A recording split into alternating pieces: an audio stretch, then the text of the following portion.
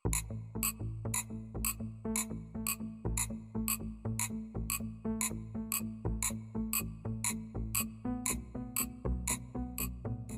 भी recent time में ज़रूर देखा होगा कि कोविड-19 के तमाम सारे वेरिएशन और म्यूटेंट्स आने लगे हैं। डेल्टा प्लस वेरिएंट एक ऐसा वेरिएंट है जिस पर बहुत बात हुई और थर्ड वेव की भी बातें चल रही हैं।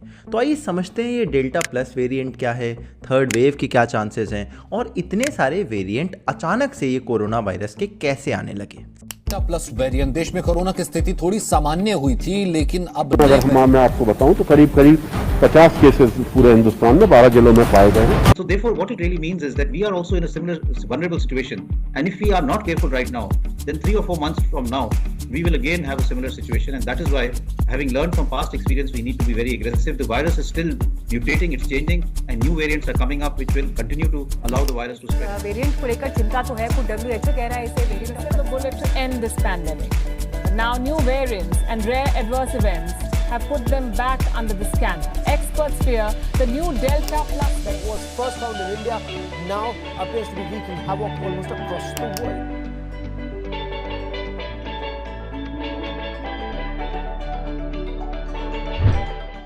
सबसे पहले समझते हैं ये डेल्टा प्लस वेरिएंट क्या है। आपको याद है कुछ समय पहले कोरोना वायरस के एक वेरिएंट को इंडियन वेरिएंट कहा गया था, उसका नाम WHO ने बदल के बाद में डेल्टा वेरिएंट रख दिया। भारत में जो सेकेंड वेव आई थी उसमें सबसे बड़ा हाथ डेल्टा वेरिएंट का था और उसके अलावा अल्फा वेरिएंट का। अब इसी डेल्टा वेरिएंट के स्पाइक प्रोटीन में एक म्यूटेशन हुआ है जिसे K417N कहा गया है और इसी म्यूटेशन की वजह से डेल्टा वेरिएंट से बदलकर वो डेल्टा प्लस वेरिएंट हो गया, एक सब लीनियज है उसकी। और इस तरह का बिल्कुल सेम म्यूटेशन बीटा वेरिएंट में भी देखा गया था जो कि साउथ अफ्रीका में हुआ था। ये इन्फॉर्मेशन आगे काम आएगी तो याद रखना। अगर हम केसेस की बात करें तो 16 जून तक सिर्फ 197 केसेस हुआ करते थे। 11 कंट्रीज में ये वेरिएंट फैल चुका था। भारत में 23 जून को इसे वेरिएंट ऑफ कंसर्न कहा गया। दरअसल 3 तरह से वेरिएंट को डिफाइन किया जाता है, variant of interest, variant of concern और variant of high consequence. Variant of concern का मतलब होता है कि जब कुछ एक लिस्ट ऑफ चीज़ें हैं जो उनमें दिखने लगें, जैसे कि करंट जो इलाज है वो उतना काम ना करे, करंट जो इम्यूनिटी आपको मिल रही है वो उसमें उतनी काम ना करे, आपकी वैक्सीन उसके खिलाफ काम ना करे, उससे होने वाले हॉस्पिटलाइजेशन बढ़ जाएं, उससे होने में कॉम्प्लिकेशन बढ़ जाएं। और इसमें से कुछ चीज़ें डेल्टा प्लस में देखी गई हैं, इसीलिए उसे वेरिएंट ऑफ कंसर्न कहा गया है। डेल्टा प्लस अकेला नहीं है, ऐसे तमाम सारे वेरिएंट्स हैं जिन्हें वेरिएंट ऑफ कंसर्न अभी तक कहा जा चुका है। 26 जून तक ये वेरिएंट भारत के 11 स्टेट्स में फैल चुका है और 174 डिस्ट्रिक्ट्स में इसके केसेस मिल चुके हैं। 26 जून को ही इस वेरिएंट की वजह से पहली मौत तमिलनाडु में रिकॉर्ड की गई है। अब आपके दिमाग में इस वेरिएंट को लेकर एक सवाल उठेगा, क्या इस पे वैक्सीन काम करेगी या नहीं? बस इसी का पता लगाने के लिए आईसीएमआर के साइंटिस्ट अभी लगे हुए हैं। उन्होंने इसे वायरस को सेपरेट कर लिया है, इसे कल्चर करने की तैयारियां चल रही है और अगले 10 दिनों के अंदर अंदर बताते हैं कि हमें शायद इसके बारे में पुख्ता तौर पर पता चल जाएगा।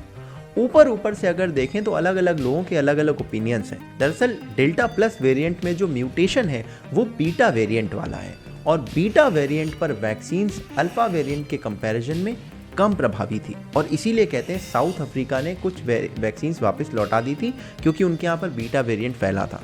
अब अगर डेल्टा प्लस में बीटा वेरिएंट वाला म्यूटेशन है तो डेल्टा प्लस पर हो सकता है वैक्सीन्स और कम प्रभावी हो और ये एक बड़ी संकट की घड़ी हमारे लिए पैदा कर सकती है। हालांकि दूसरी तरफ के ओपिनियन वाले लोग कहते हैं कि नहीं, डेल्टा वेरिएंट पर तो हमारी वैक्सीन्स अच्छे से काम कर रही थी, तो डेल्टा प्लस पर भी वो हो सकता है अच्छे से काम करे। अब इस पर पक्का तो तभी पता चलेगा जब आईसीएमआर की तरफ से कोई ऑफिशियल नोटिफिकेशन आएगा, जब वो इस वेरिएंट को अच्छे से स्टडी कर लेंगे। अब इन सब के साथ साथ एक बड़ा सवाल जो सब लोग पूछ रहे हैं वो ये है कि भाई अचानक से इतने सारे वेरिएंट कहाँ से आ रहे हैं और ये इतने खतरनाक क्यों होते जा रहे हैं। बस इसी सवाल का जवाब ढूंढने के लिए ब्रायन ब्रेंसिक ने वॉक्स में तमाम सारे एक्सपर्ट्स की ओपिनियन पूछते हुए एक आर्टिकल लिखा और इन्होंने इस पर एक वीडियो भी बनाया है। बहुत इंटरेस्टिंग वीडियो, आप वॉक्स की वेबसाइट पर देख सकते हैं। मगर उस वीडियो में और उस आर्टिकल में जो 4 रीजंस इन्होंने बताए, जो पॉसिबल रीजंस हो सकते हैं, वो मैं आपको यहाँ पर बताऊंगा। मगर उससे पहले समझते हैं कि आखिर ये वेरिएंट का चक्कर क्या है। देखो सिंपल सा बिल्कुल फंडा है, एक वायरस अपने आप की कॉपीज बनाता है और ये उसका धर्म है ना।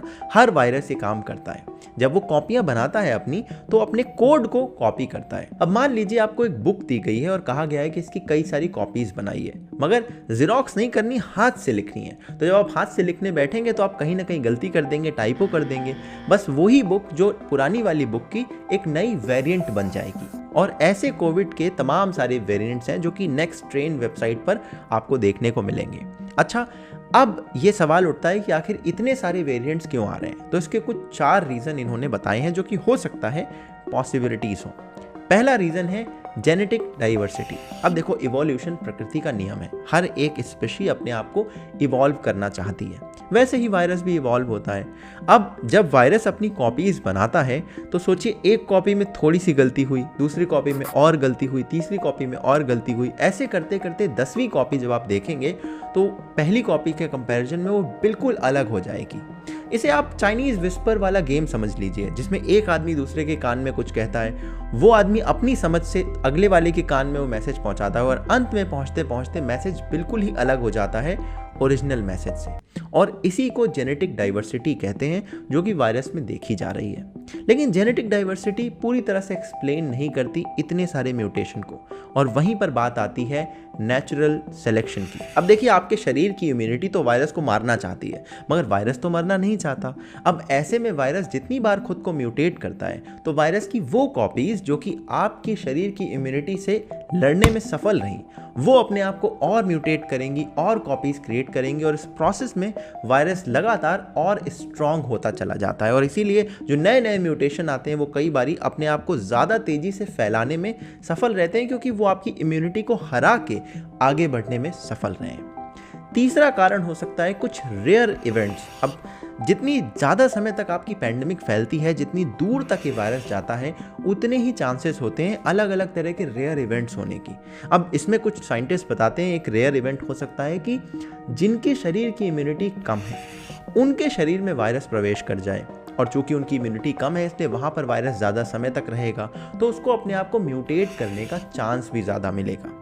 और ऐसे किसी इंसान के शरीर पे जब ये वायरस म्यूटेट कर जाए, फिर किसी और इंसान तक अगर ये पहुंच गया तो उस म्यूटेशन के आगे बढ़ने के चांसेस बढ़ जाते हैं। ये एक रेयर इवेंट है, स्पेशली इसलिए कि क्योंकि जिसकी इम्यूनिटी कम होती है वो इंसान अपने आप को वैसे ही सेफ करके रखता है, तो उसके शरीर में वायरस का प्रवेश करना और फिर म्यूटेट होकर कहीं और तक जाना एक बहुत रेयर इवेंट है।